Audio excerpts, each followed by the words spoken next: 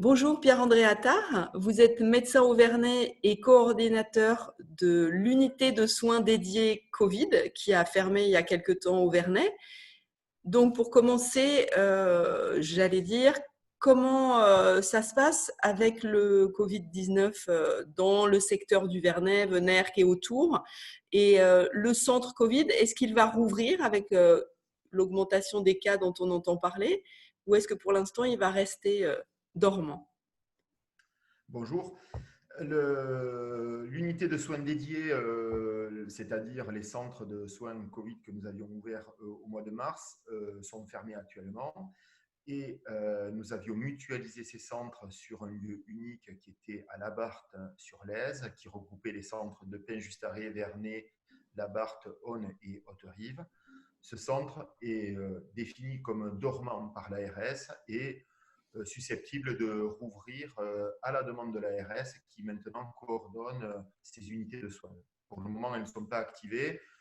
L'activité autour de la Covid-19 augmente dans chacun de nos cabinets. Nous avons des protocoles de prise en charge et d'accueil des patients suspects ou contacts qui nous permet de les sécuriser si, à la demande de l'ARS ou à la demande de la base des médecins qui étaient à l'origine de ces unités de soins, nous pourrions être amenés à les rouvrir. Ok. Donc là, en ce moment, et c'est pour ça que je vous ai contacté aujourd'hui, on entend parler de pas mal de fermetures de classes, donc de classes à Venerque, de classes au Vernay, de classes à Issus, la crèche du Vernay et une école qui a fermé à Haute-Rive. Et j'en oublie peut-être, sûrement. Et donc, voilà, il y a une atmosphère en ce moment, on se dit, les cas augmentent, ça se rapproche de nous. Donc, qu'est-ce que vous, en tant que médecin, vous pouvez nous dire de cette situation? Est-ce que ça signifie vraiment une augmentation des cas? Alors, on n'est évidemment pas à l'origine de ces fermetures de classe. Il faut bien comprendre que ces décisions sont prises par le rectorat, certainement en concertation avec l'ARS, et que ce sont des décisions qui nous échappent. C'est-à-dire que nous la prenons en même temps que vous, les parents d'élèves.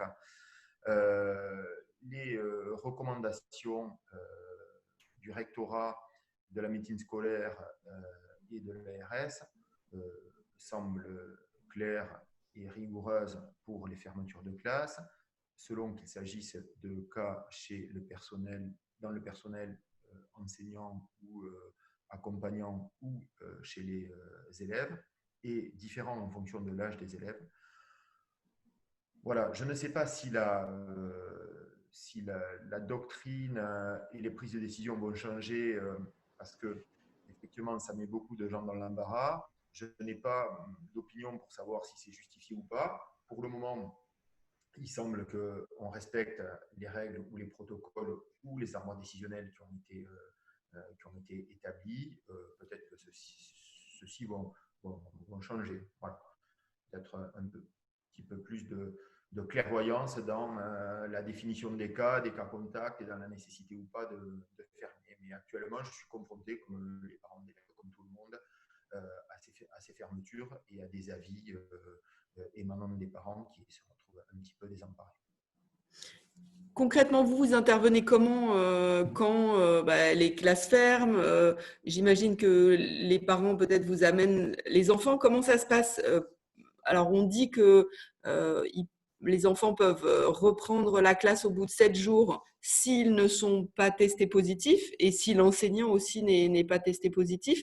Il y a beaucoup de monde qui veut se faire tester. Du coup, il y a des temps d'attente, puis il y a des temps d'attente des résultats. Donc, est-ce que ça, c'est possible? Euh, voilà, Alors, comment ça se passe concrètement de ce point de vue-là? Alors, vous avez bien résumé la situation, à la fois le problème et les solutions à venir qui en découlent. Il faut qu'on soit d'accord et rigoureux sur la définition des cas, c'est-à-dire des gens suspects et des cas contacts. Ces définitions existent, il faut que tout le monde les connaisse et tout le monde les applique. La définition, par exemple, d'un cas suspect n'est pas la même pour un enfant de moins de 6 ans que pour un enfant de plus de 6 ans. Les sociétés savantes de pédiatrie, là pareil, ont rédigé des logigrammes très clairs, faciles à interpréter, pour définir ces cas suspects. De la même façon, les cas contacts sont définis de façon très claire. Il y a des cas contacts au foyer, il y a des gens qui vivent sous le même toit, dans une certaine intimité, et des cas contacts ponctuels qui correspondent à un rapport à moins d'un mètre, sans masque, pendant 15 minutes. Voilà. Tout ça, c'est bien défini. Il y a aussi une incitation publique à ce que les gens aillent se faire tester. Donc, ça a énormément embouteillé la file d'attente des centres de test pour de bonnes ou de mauvaises raisons. Ce n'est pas à moi de le dire.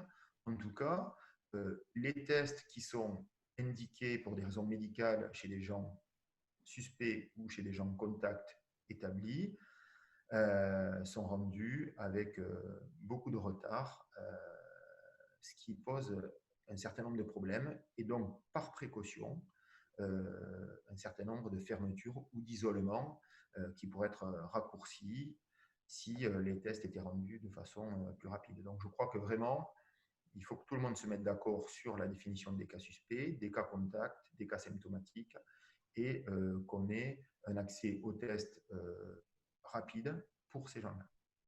Oui, parce que là, donc pas très loin de votre cabinet, il y a le laboratoire d'analyse du Vernet qui fait 60 tests par après-midi, d'après ce que les témoignages ont dit.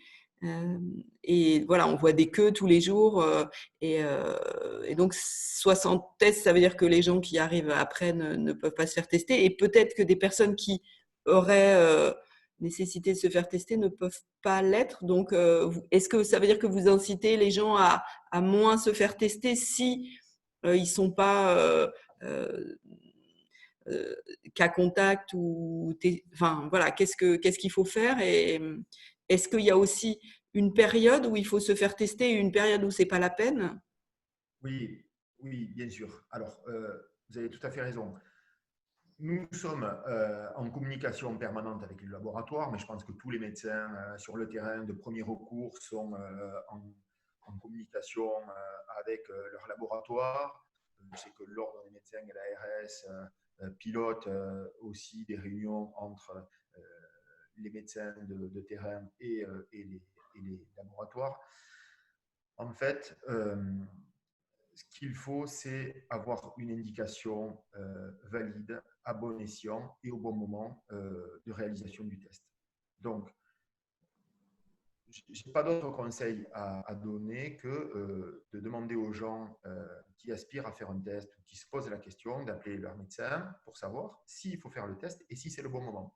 Parce que vous l'avez dit, c'est très important. Le test est devenu fiable par rapport au printemps. On a beaucoup moins de faux négatifs parce qu'on sait à quelle période il faut faire le test.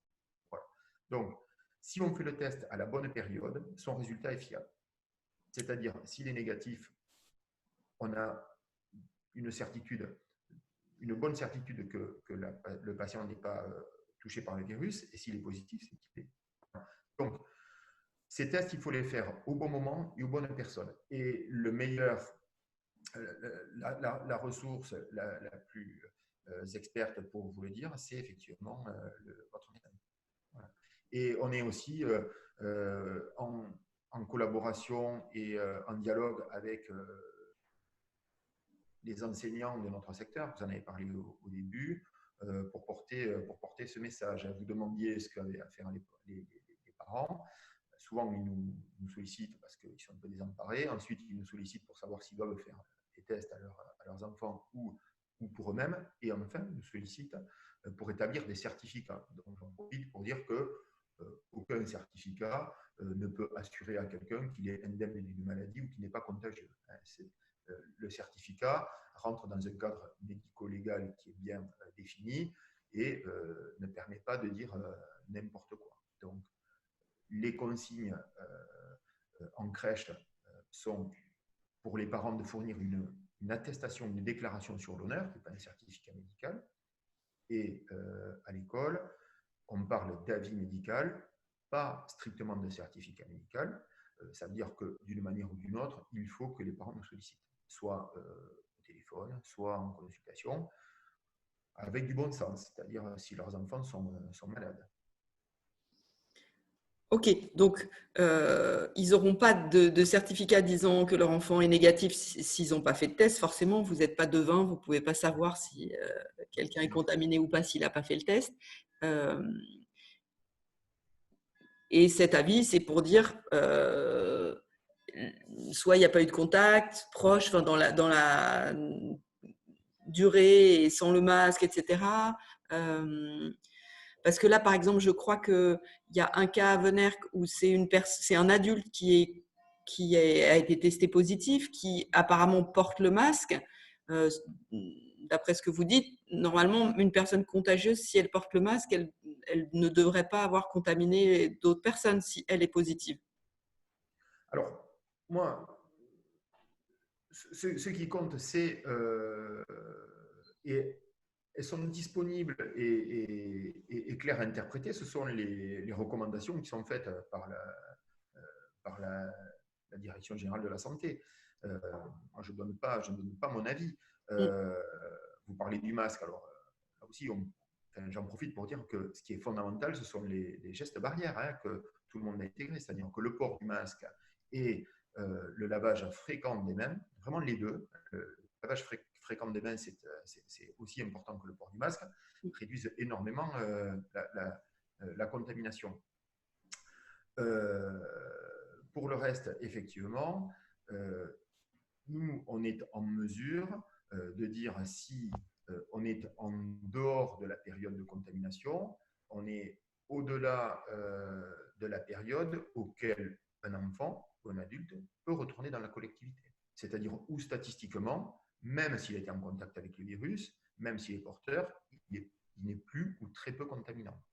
Voilà. Donc ça, ce sont des notions calendaires, c'est-à-dire qu'on définit le moment du contact, si c'est un vrai contact, on fait nos petits calculs et on détermine à la fois le jour du test, si on doit faire un test, et le jour possible de retour en collectivité en respectant les mesures barrières dès qu'il est possible.